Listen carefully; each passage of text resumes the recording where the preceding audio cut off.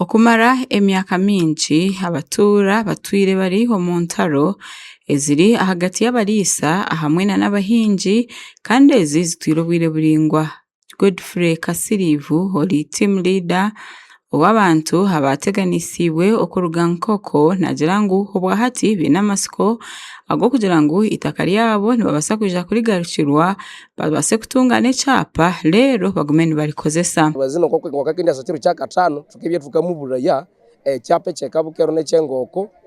ekikalenkana akendi asanabyo ninga sendi asanabyo kundi sayano abantu balindirindi ebyapa minister Ntabazi awuterime nakasanabyo kundi benahwere but up to now setutatabirorako enaka ekitukayibaranga yakweribwe ndi byamakerererwa ebyapa ebyababandi okumataka wetu sibiritwara ne wiki ebyabirihuluka beto byetu biri genuine bya government ikatukolera almost bikaunza omwaka kuranira amataka kuriho muri Nkoko hamwe na Kabukero honka bitu na n'abatura abacamunyagoha muruti aharukushangwa omugombora ya Nyakatonzi nabo bagambire hakwetombuita niko kumwe bari kugira nkumara emyaka bature nibabona ho bo bari kutatanisibwa okuruga mu mataka gabo. Twabirenze kitekitya situli mu kitaka cyetu asa nitukakumbira tukabona nekerere bashakuru abana bakatwararako abana besikuru babitulemene risomesi abirenda kitya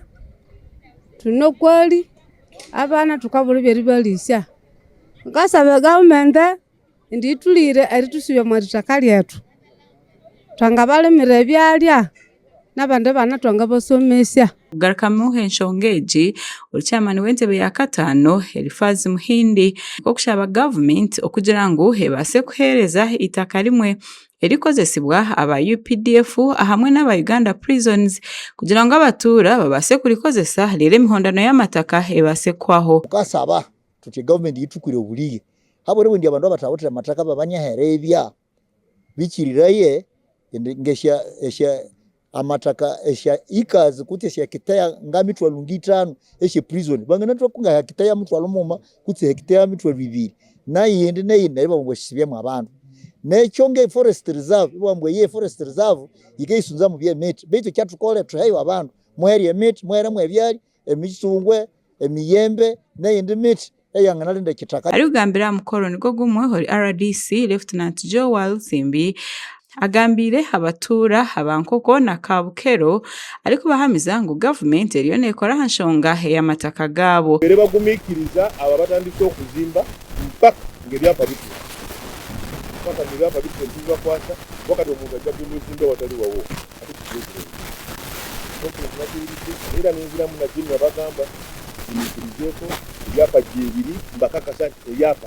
gyebiri Birajecire permanent secretary okurgo ministry y'amataka Dennis Obu abagizire nguho bwahati eshongezi hino kubine kuzetegereza tujuziza mu form bya mutwalo gumu okusobola okutandika ki okola ebyapa ebyo abo ku district be bagenda okola kino fabo ku ministry tujja kuyimirira ebbali bo batambuze fe tukolenga tulondola bulondozi erebye ebyapa omutwalo binagwa guwedde buli district tugisoobera okubera at least nebyapa 10 aba ministry batandikire ehurureji obwo bagenderire okugira ngo byaza kwebira 28 hebe inahiyashire nko mulingo gumwe ogwo kushemesa abantu okuba kwasa kutunga ebyapa lero bakakozesa kurunja amataka okwetungura gasha kwa Mate Isaac ahabwa Tayari West.